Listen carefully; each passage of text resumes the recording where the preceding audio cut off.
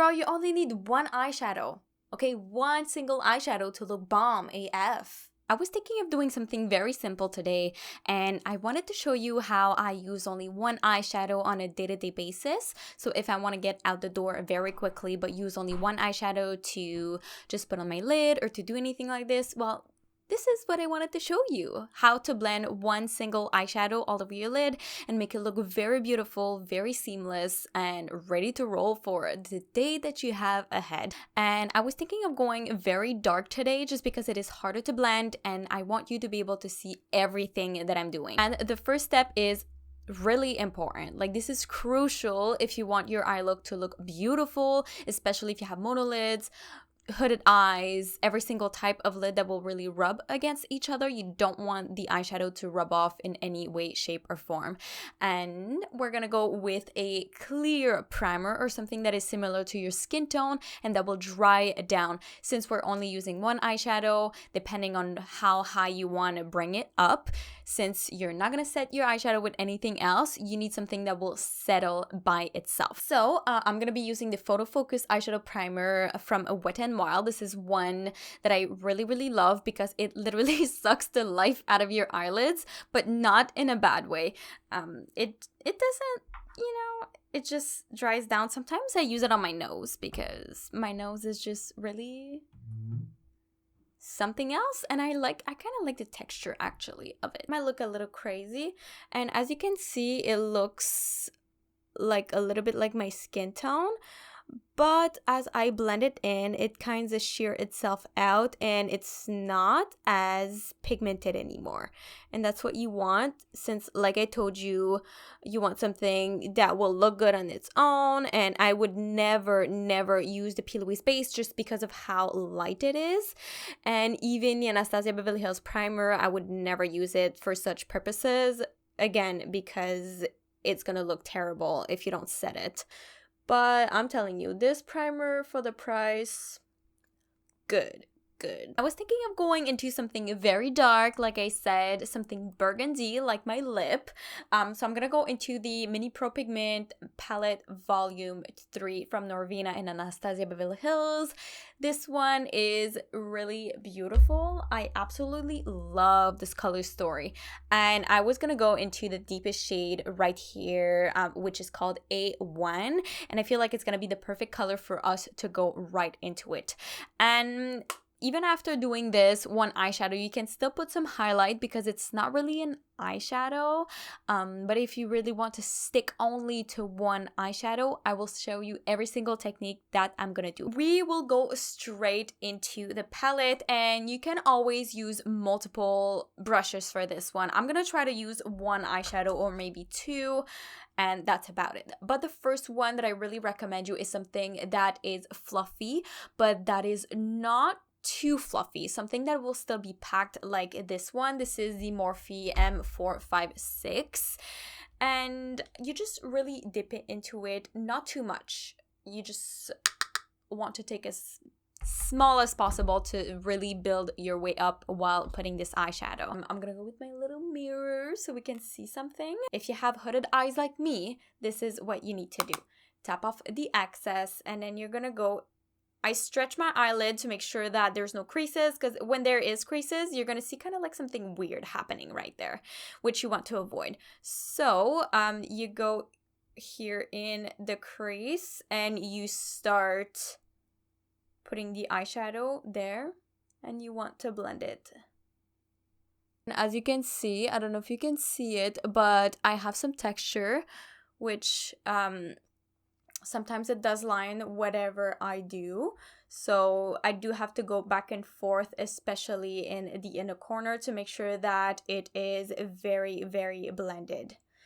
So that is, when I open my eye, the shadow completely disappears. So that is why this placement is crucial.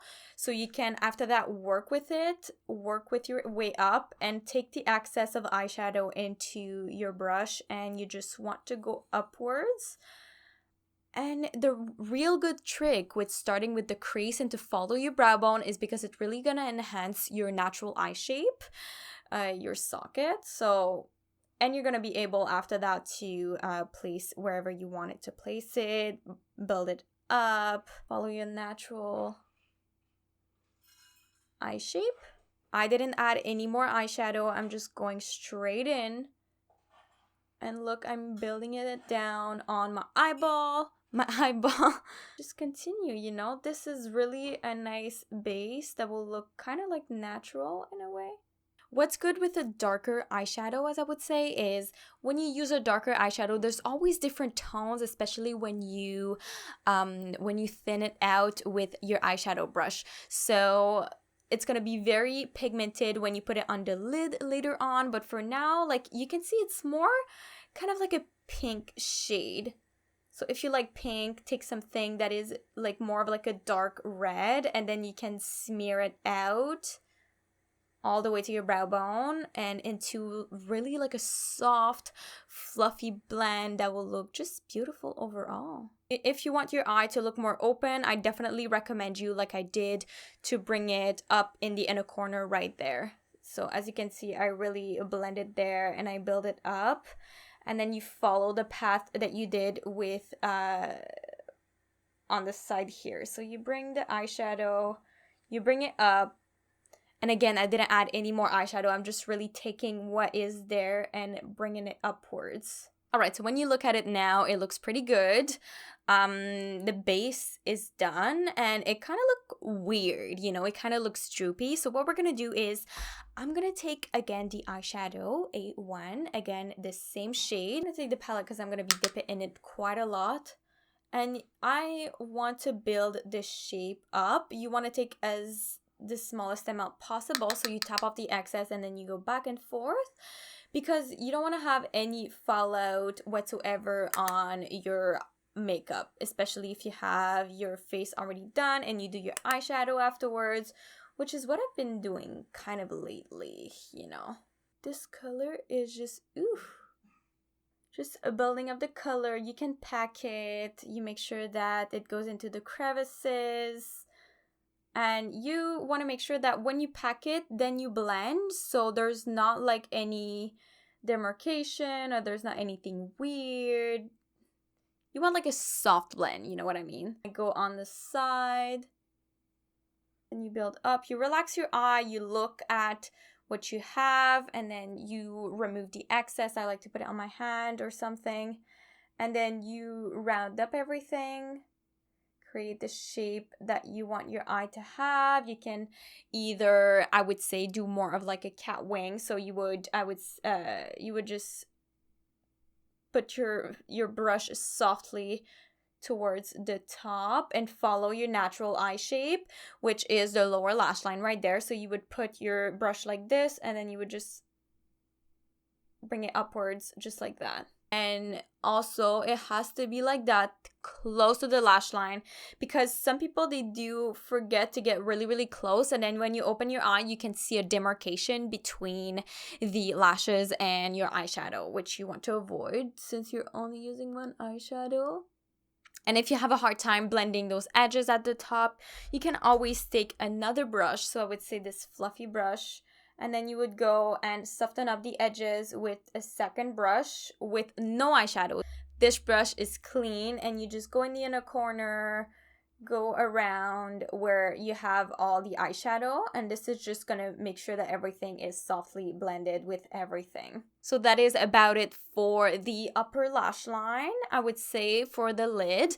And then you have to think about the lower lash line, because if you're using only one eyeshadow, you still have to have some at the bottom, just because I feel like this is not enough. Since it's very dark, you want to open it up by putting some at the bottom as well. So you can take a little, I would say, packer flat brush that is very tiny. This one is from Personnel. You don't know this brand, but you have from Morphe or any other brand whatsoever. And I say that you have to dip your brush and you tap off the excess. This is really, really important. And I like to really open up my eye as open as possible, just because I have kind of like droopy eyes even at the bottom.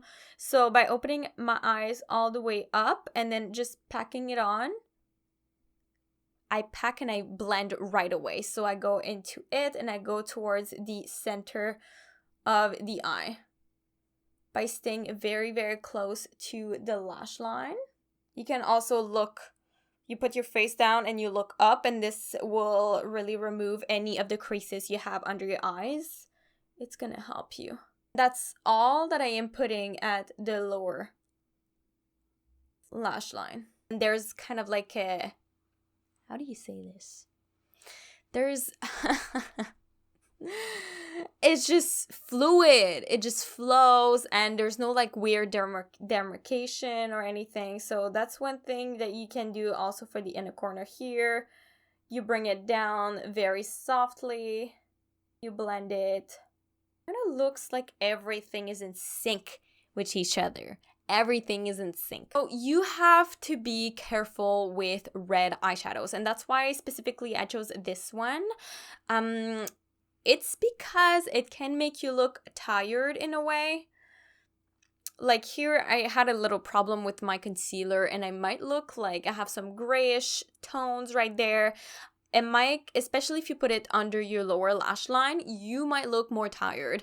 But since I really brightened up a lot in here, I have some really beautiful pink blush, it's not gonna look as bad, especially when I have this dark lip as well. So when you put everything together, it's just gonna come together and look better. So another trick is you take the same brush that you had for the lower lash line, you remove a little bit of the excess, and then you go straight into where the the lash line is at the top. That is what I do when I have a darker eyeshadow.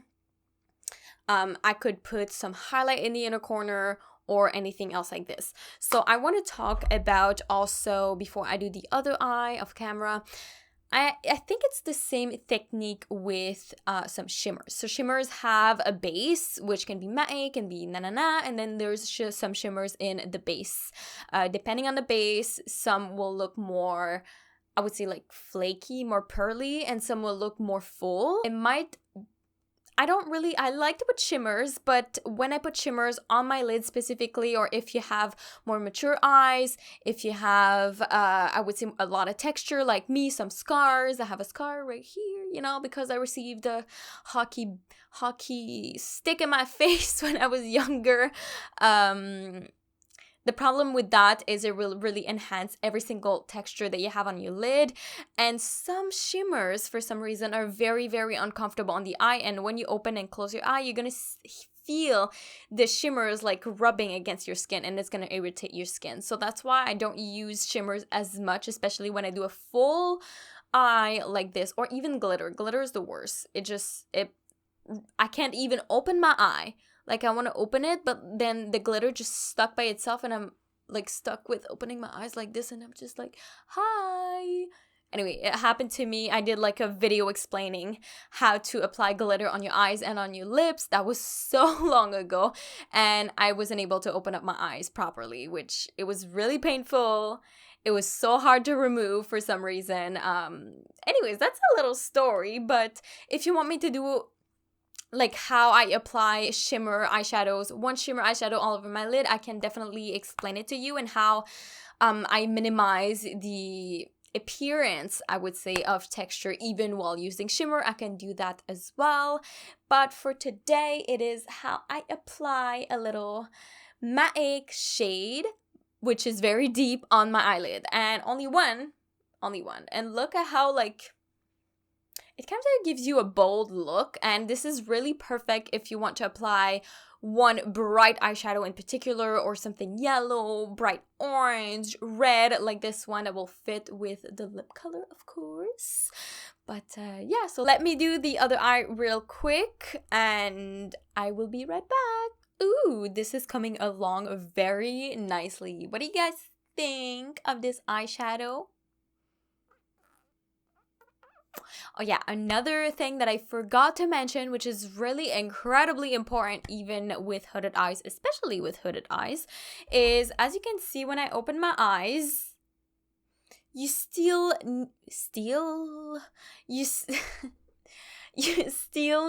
my God, I don't know how to talk. You still need to put a little bit of the darker eyeshadow above the crease. So I know it's going to look like a lot when you're applying the eyeshadow. all the way to the brow bone. You don't have to wear something that is that dark, okay? This is really red, and I wanted you to be able to see it, especially on my skin tone. So this is one of the only eyeshadow that you will truly be able to see properly in my eyes. But so yeah, you bring the dark saturated eyeshadow very high, and then you blend. So I feel it looks really good. It really enhances my eyes. It makes you want to look at them. And that was my point. For everybody out there that has texture, hooded eyes, anything, matte eyeshadows are going to be your best friend. And this is what you have to take. And if you are using a dark eyeshadow like this one, especially with a dark eyeshadow, you can still do this with lighter eyeshadows, but we're talking about dark eyeshadows today. So we're going to take an eye pencil, which you can put in the waterline, and I highly recommend you getting something that is like your natural skin tone, not white, because I would say that white is more like something that will fit into a different category, like something more all crazy eye makeup. This, you can still make it look natural, even though this kind of looks kind of crazy right now because it's red, but you can still keep it toned down a little bit as well. You don't have to make it as intense as this. So you take this eye pencil. This is in a like a natural type of shade, and you place it in your waterline. My eye will look a little bit more open. I know with the beauty lights it's kind of hard to see, especially with it, but in natural lighting, it makes the eye look a little bit more open, brighter, in such a natural way that you don't even notice it, but you notice it at the same time. You don't notice you have something in your waterline. You don't. You obviously don't have to do this, but it just adds a little bit more life to the face when you do so. And after that, you have to do lashes, and I wanted to put false lashes, but I don't know where the lash glue went. It just disappeared. So we're gonna stick to some mascara for today. Do not need any false lashes, and because my lashes are very, very long, I struggled my entire life with long lashes and mascara, but this is not really a negative thing because my lashes can take some sort of break once in a while. So that is my video on how I apply one single eyeshadow with a dark eyeshadow, my technique, and how it looks so damn good. So tell me down below what you think about this one eyeshadow type of thing. Do you only use one eyeshadow? Do you use multiple? Do you have a harder time just using one single eyeshadow? Do you have to use the other eyeshadows, lighter one, to make sure that it is blended perfectly? Tell me down below, and if ever you want me to do any specific video on one shimmery eyeshadow, or how I blend my eyeshadow perfectly, or I try to sometimes, I will definitely do these more how-tos videos, and more crazy makeup looks are going to come as well. So if ever you like the video, make sure to like the video and to comment down below whatever you have to say, and consider subscribing to be part of the beauty family as well. And hit the bell if you want to be notified every single time that I post a video, which is 5 days a week, Monday through Friday. And thank you so much for watching again. I really love you, beauties, and I will see you in the next one. Bye, beauties.